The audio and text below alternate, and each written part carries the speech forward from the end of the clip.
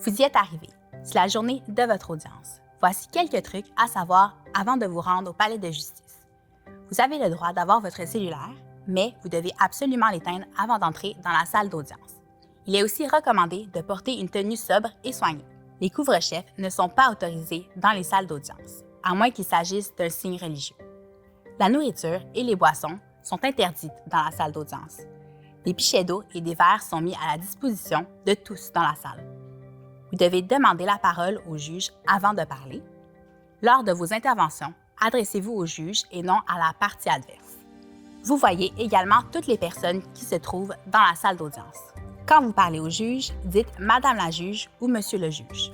Des pauses seront prévues pendant l'audience, mais si vous avez besoin d'une pause supplémentaire, vous pouvez le demander au juge. Le jour de l'audience. Avant de vous rendre au tribunal, assurez-vous d'avoir tous vos documents en main et d'arriver d'avance.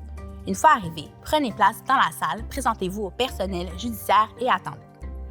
Notez que les audiences en droit de la famille ne sont pas accessibles au public par souci de confidentialité et du respect de la vie privée.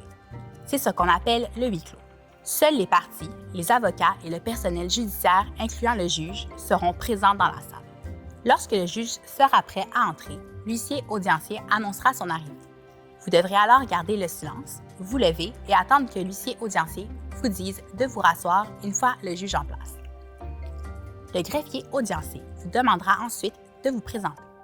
Vous devrez alors vous nommer et confirmer que vous n'êtes pas représenté par avocat, le cas échéant. La présentation de la preuve. L'audience débute avec la présentation de la preuve, soit des documents, des témoignages et des expertises, le cas échéant. C'est à la personne qui a initié la procédure, donc la partie demanderesse, de commencer. Ensuite, ce sera le tour de la partie défenderesse. Lorsque ce sera votre tour de présenter votre preuve, vous devrez prendre soin de le faire de façon claire et chronologique, pour bien que le juge vous comprenne. Il est possible que vous ayez des témoins à faire entendre dans le cadre de votre preuve. Chaque témoin devra se présenter devant le juge à la barre des témoins. Le greffier audiencier lui demandera de prêter serment, c'est-à-dire de promettre de dire la vérité, toute la vérité et rien que la vérité. Une fois le témoin assermenté, son témoignage peut commencer.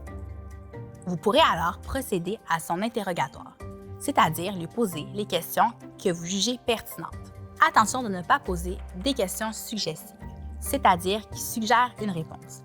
Par exemple, n'est-il pas vrai que vous avez dit telle ou telle chose? Une fois que vous aurez terminé, la partie adverse aura l'occasion de contre-interroger votre témoin. Elle aura alors le droit de poser des questions suggestives à votre témoin. N'oubliez pas que vous avez le droit de témoigner vous-même. Dans ce cas, la partie adverse pourra vous contre-interroger une fois que vous aurez terminé de témoigner.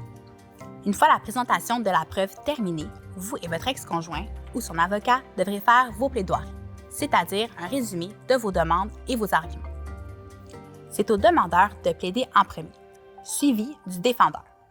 Si nécessaire, le demandeur peut ensuite répondre aux arguments du défendeur. Le jugement.